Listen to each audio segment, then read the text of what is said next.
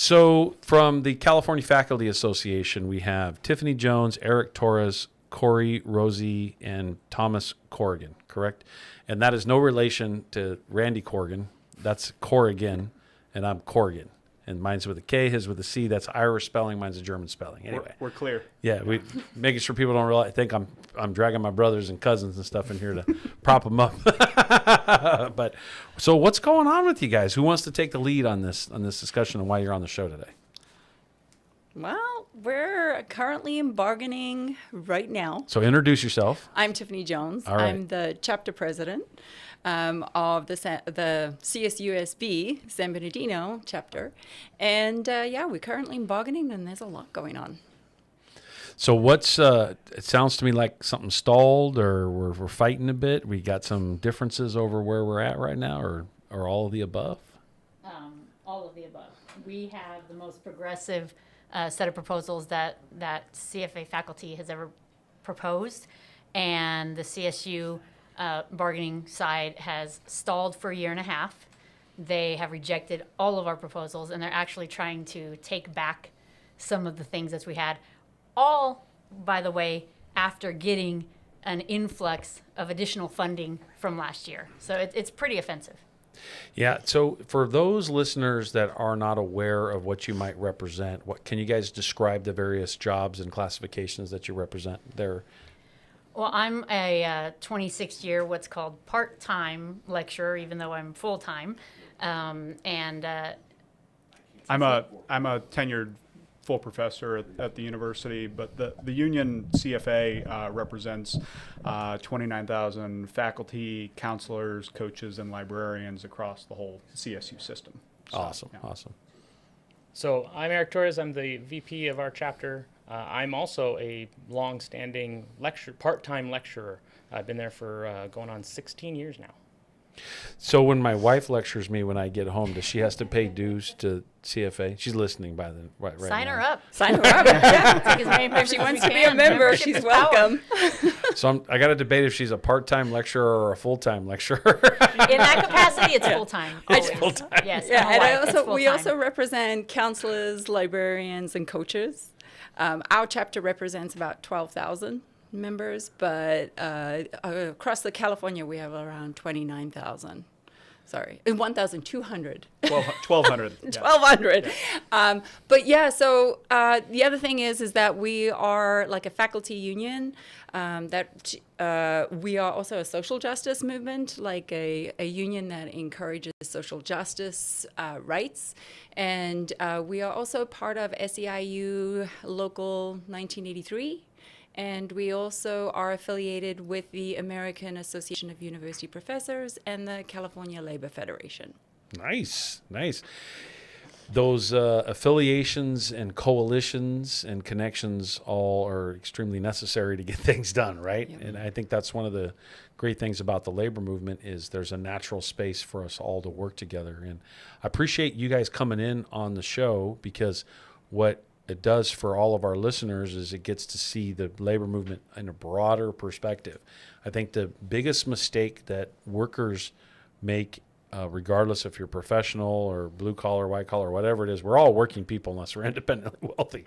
That's the reality of it. But is that, we all have to help each other and recognize each other's like challenges and also recognize the fact that we can't be so kind of self-serving and narrow in our our approach, and that there's so many things and so many challenges to every aspect of representation, the funding, the policy, right? Like whether it's legal to be represented, public employees like yourselves didn't have the legal right to be represented in California until the 70s, right? Obviously, prior to that, it was you didn't even have a right to a union contract. It took people fighting and striking and sacrificing to win that right. And so broadening our view of it makes sure that we appreciate what we got more, and then when we're fighting for more, our fight becomes a bit easier to take on because there's more individuals that are helping us. It's a more diverse approach. So now I got the truck driver, the professional, and the nurse, and everybody else under the sun. So what I love about the Teamsters Union is we literally represent every classification of worker in America. And so when people say, oh, well, you're not special in my area. Okay, well, we are special in your area. We're actually, what we bring to the table is making sure that everybody understands that we're working people, and then that's how we're able to get things done. So again, we appreciate you guys coming into this space, because what it does for our listeners, and our listeners aren't just our members, is it just recognizes that this community is much larger than we normally kind of pay attention to things. Any comments on that? Yeah, I mean, all of our sibling unions at the CSU, we're all fighting the same battle. We all have the same unfortunate common enemy. And so when we show up to Teamster events or actions, and the Teamsters, they really set the gold standard because they show up every time to one of our actions. And so I think building that solidarity is just crucial. Yeah, and you're talking 2010. Yes. Yeah. Yeah. Yep. We also part of the thing that we focus on is we don't just see it as local, we see it as, statewide, federally, internationally. So that's why we see ourselves as a social justice union as well, because those things impact our students, they impact our workers, they impact all of us. So we take on issues like immigration, we take on issues like international issues. So there's a lot that we deal with, not just on workers' rights, but we see ourselves connected to the larger community as a whole. And that incorporates all unions, right? We're all affected by these issues. And so we see ourselves as part of a larger movement.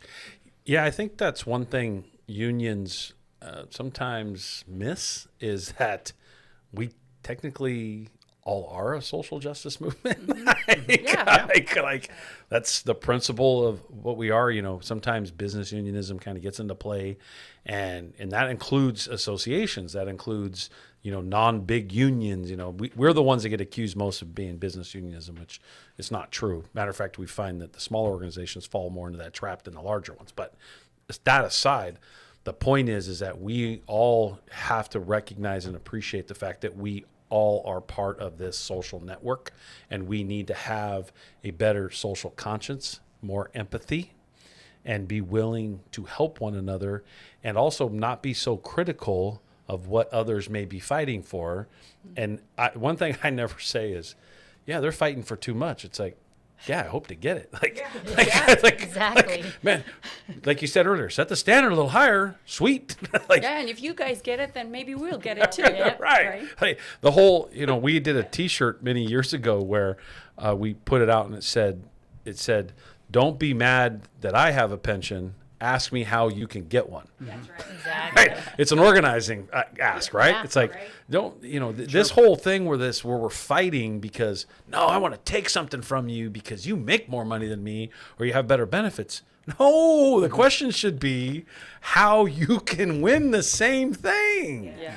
So you guys have got this nice, nice is a bad word. You got this, I guess, this tough situation, or this highly critical confrontation going on with your campus president, Thomas Morales, something like that? Yeah, Tomas Morales. Tomas. Yeah. Tell me about Tomas. Well, he just resigned recently.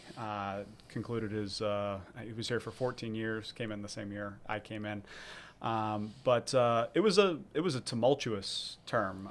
You go back to 2016. There was this climate survey on campus that found bullying, favoritism, retaliation, and there was a vote of no confidence in 2017. But really, the past year, And he hung on for another 9 years. He did, yeah. So, oh my!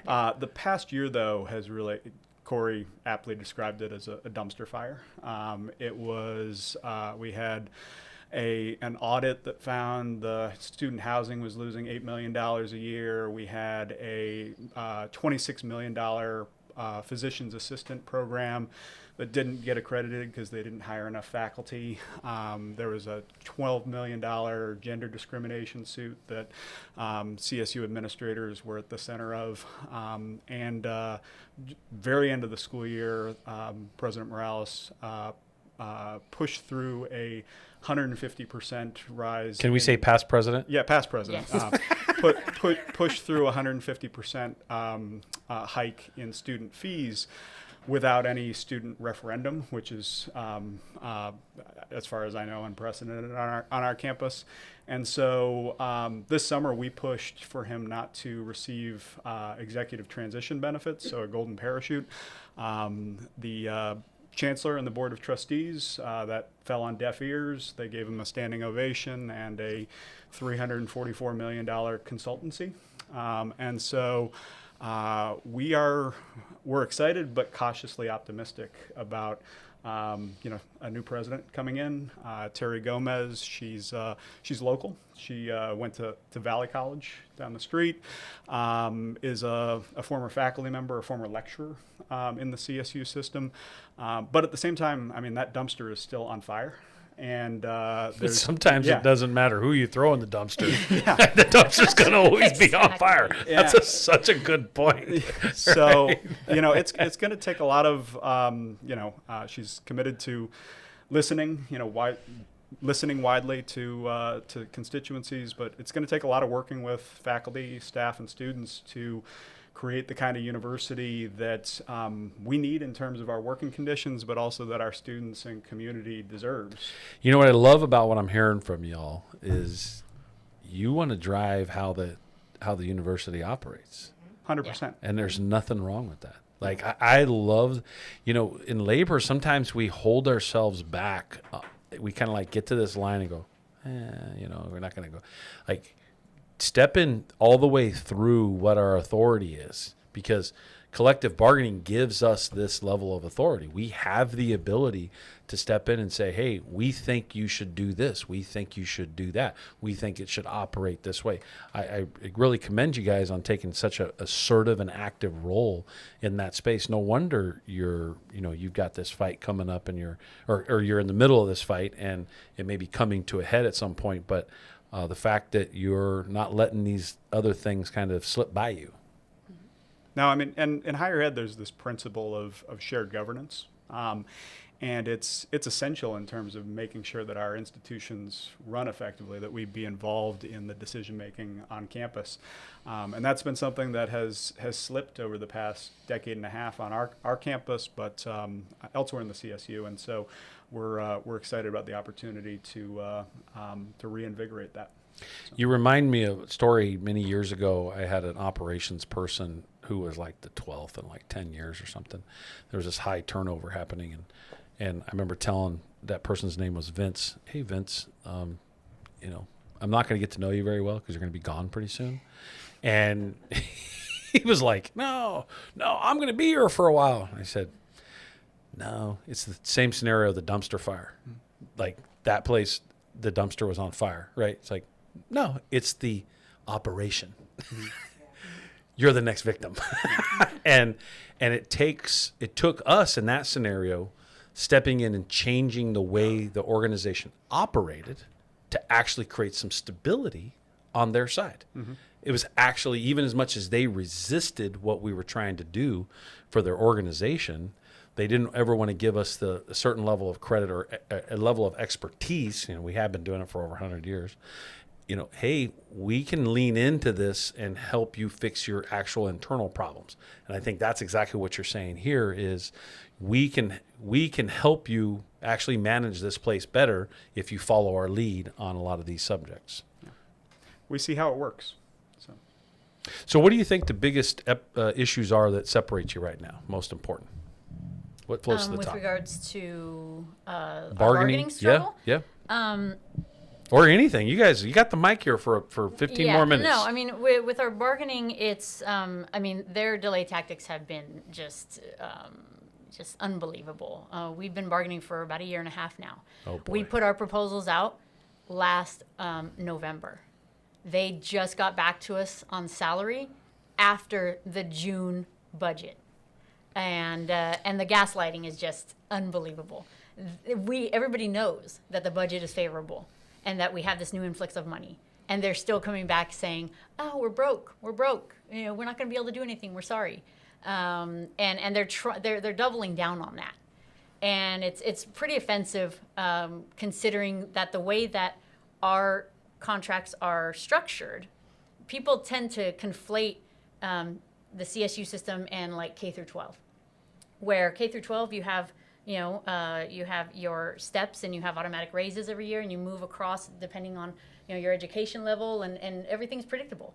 At the CSU, if we didn't bargain, we would never get any kind of raise ever. There's no steps, there's no guaranteed raises, there's no nothing. And they are not in the business of handing out anything.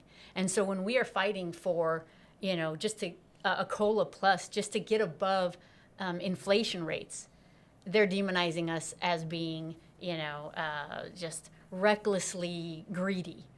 And I think the messaging is going to be the most crucial part.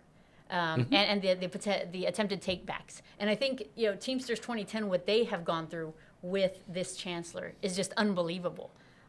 Being promised a raise and then literally having it yanked away. And that's her MO. Those are her types of tactics that we're dealing with. And so it's just about getting that message out, putting a list of proposals that are just, incredibly progressive and will make significant changes in the quality of life, particularly for lecturers, but for tenure track as well, to bring a level of respect, to bring a level of dependability, job stability, and for them to just say outright no to all of it. And they're banking on the fact that we won't have the organizing power, and we need to get people upset. We need to get people irate with the disrespect that the chancellor's office is showing us when they're rejecting even the most basic proposals that we're putting forward. So we're really hoping to galvanize that. Speaking of, engagement and kind of like pressing the spaces in which you said, first of all, when's your contract expire? We're right now in a cycle of extension. So when did it originally expire? Oh, it originally expired, half a year ago. 6 months ago? Yeah. Okay. So but we're extending it during the process. So, not to put you on the spot, but just a question: is there a point where you guys may withhold your labor and walk off the job? Absolutely. I Absolutely. love how quick that was. We have it. Absolutely. We have it in our syllabi, the language in our syllabi going into fall, saying, guess what? You're going to play chicken with us? Let's go. Right. Yeah, you're not worried about standing in front of the car rolling. Just go. Absolutely not. Right. We No, did it in the rain a year and a half ago. I just want to say, we've been struggling, right? A lot of our lecturer faculty, we've lost a lot of jobs. They've been increasing our course caps. They've been meaning they've been dumping more students in our classes, asking us to do more for less. They've taken away our research funds. They've taken away any money they gave us or any time they've given us for service opportunities. And a lot of us have to do all three of those things. Which has impacted lecturers, part-time lecturers, so there's less courses for them. People are losing their medical coverage. We're fighting for just basics at this point. We're not asking for a lot. We're asking for cost of living allowances +2. We're asking for just basic things that every other worker gets, and we have not received. And just to give some context, because again, a report came out about the market report showing, this is the average that faculty are making. It was complete. I can't say it because Yeah, we're live radio. Yes. Yeah, we got a button. Did you see him hovering over the button over there? I'm gonna keep the language clean. It happens every now and then. It was insanity. I'll put it that way. Just a quick example. I'm going into my 26th year as a full-time lecturer. I make less than a first-year high school teacher at Rialto Unified. Wow. First year, and that first-year teacher is going to get raises every year, guaranteed. 26 years in. What's their rationale to that? There is none. Yeah, the they're just rationale is silent. budgetary crisis. Yeah, just hide behind a bigger issue. Yeah. Right, and one of the biggest problems for lecturers beyond this type of exploitation is, we really have no light at the end of the tunnel in terms of potential retirement. It's just most lecturers I know, you'll be lucky if you could never retire, because then at least you have a job. I've already accepted that I probably will never retire, because you go through so many years of having to piecemeal credit hours and credit years, partial years, that by the time you have 40 years in, maybe it's the equivalent of 20, 25. Yeah. So people, when they think, oh, these university professors are so greedy, they're sitting on their ivory, in their ivory towers, and then they realize what It's a our cardboard throne. Yes, what they realize what we actually make, and that most of us have multiple gigs Yeah. that we're having to work to pay our rent.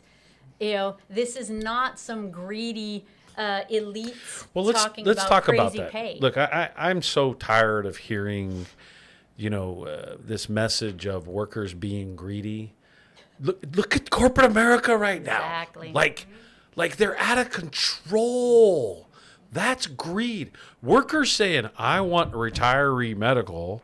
I want to be able to buy a home. I want to be able to buy a house. That is not greedy. Our ex-president is getting paid $350,000 so he can tour Europe on our dime. That's his 1 year in his 1 year into retirement. And our chancellor, her salary is $790,000, and with the house and the car, the total The house? What do you mean? housing benefits. Presidents get houses as well. Yeah. What? Presidents they get get- housing. Oh yeah, yeah. Wait, I'm And the principal officer. Can you guys buy me a house? You put I'm in charge. Do I get a house? and you put those things $5 together. grand, and $5 grand a month towards Yeah. housing allowance if you don't have a house on campus. But Plus you a put those car. together, and it's $1 million annual compensation. We refer to it. look at the whole studio just lit up right now. $1 million Millie. What? And it's and I think it's important to. And you're greedy. Yeah, we're greedy, right? But it's also important to put it in like the context of the mission of the university, right? We're here to serve the students of California and the My daughter communities- graduated Yeah. from California, Cal State San Bernardino. By the way, Nice. 2017. Go Yotes, yeah. And it's, the things that Corey was just talking about, right? Rising class sizes, right? Difficulty securing enough course assignments to be able to put together, a full-time job at one university. And they're on the So- other end piecing it on purpose to schedule it out to actually minimize their obligation. Right, Yeah. and it puts especially lecturers in a position of having to teach across multiple institutions, Cal State's, community colleges, to make ends meet, to put food on the table. You sound like an Uber driver. Yeah, no, You are an Uber. See, That's And I'm he's not an Uber driver. not an Uber driver. No, but I teach at I teach at Cal State San Bernardino, and I also teach at a community college in Riverside. And there are days when I've got an hour to get from San Bernardino to Riverside, and in the middle of the day during traffic between when my one class ends and my next class begins, and that includes getting out to my car and parking. Like it's crazy. When do they take a position? Maybe I'm opening a can of worms here. Oh, we're just going to have a robot do it for you. AI teaching your class. It's one of our proposals. Awesome. You can talk about that. Yeah, I mean, we've got a contract proposal that, the keys are that under our proposal, faculty will be able to either use or refuse the use of AI in their classes and research, but that we can't be replaced, evaluated, monitored using AI tools. And I mean, it's crucial. I mean, the things that screenwriters and folks in Hollywood are navigating around AI are the same sorts of things that are legit concerns for our faculty. I mean, there's been a lot of attention to academic integrity and sort of the use of those tools in the classroom, but there's just as big of concerns about what it means for our labor. Well, Yeah, and can I sorry. respond to that real quick? The whole AI discussion and debate. It's interesting how many places and spaces this kind of interjects into labor, because just a couple weeks ago, I'm meeting with our committee here with the county. We got our bargaining committee is like pretty big, right? It's enormous because it's 12,000 members. Anyway, and one of the things as bargaining, the language is coming in, I telling them, Chat GPT is not writing this language. Don't be doing that. Like, you're going to write it yourself because we're not going to depend on, something like that. If we start getting to a point where we, essentially subcontract our own brain, right? Like subcontract our own, idea to what we need, we're not doing what we're purposed to do here in this exchange. And it was good. Obviously our committee was like, okay, you're right. Like, again, as anybody goes in, how can I make this easier? Let someone else write the language for me. But obviously that goes to a layer here where teaching a class, and here's what I got. It's funny here is I got 4 lecturers in here on a radio show, and everybody wants to grab the mic, right? So, and obviously I spend a whole career talking to people, so we got 5 people fighting over the mic right now. Anyway, point is that it's good to see you actually having proposals in this space addressing AI head on and recognizing the fact that, hey, this is something we got to deal with. Well, and this is a free proposal, and the CSU has rejected all of it. And in terms of work, how it affects workload, we have already had admin who have suggested things like, well, course caps don't have to be limited because you can use AI for the grading. And we're like, no, this is exactly the problem. You say that we don't have to use it, but then you're using it as an excuse as to why increasing course sizes shouldn't be a problem. Let's get back to this greedy retirement situation. Like, why? I got you. As working people, whether we're professors or we're nurses or we're truck drivers or whatever we are, we need to stop being afraid of this greedy conversation. Like, employers need to get back into a space in America where they pride themselves on providing these things, where they pride themselves. You come to work for me. Look, I'm a principal officer. I'm a CEO of an organization. That's this one. And I pride myself on where everybody is in the economic space. And I look at it and go, I want to make sure they can buy a home. They can do this. They can do that. This is what their benefits look like. This is where they can retire. This is when they can retire. And this is going to be good for you in the long run. And obviously, as being an advocate for this space, it makes it easier for me to take that position in charge. But it's crazy how it's been lost generally, even for public employees, to see public employees now being just attacked and gutted like we're making widgets and I need you to make now $500 an hour versus 50. Looks like you want to comment here. Yeah, well, what really, really makes me angry about what's happening in the CSU is that the executives just gave themselves a pay increase. So we had the board of trustees and the vice chancellors all get a massive pay increase, and all the workers at CSU's got nothing.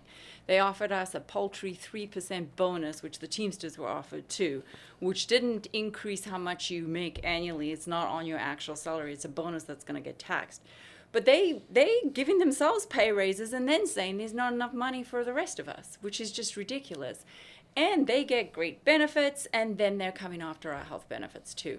So it's just not fair. There's an inequity there, and there's a huge increase in the amount of management that they're hiring on campuses.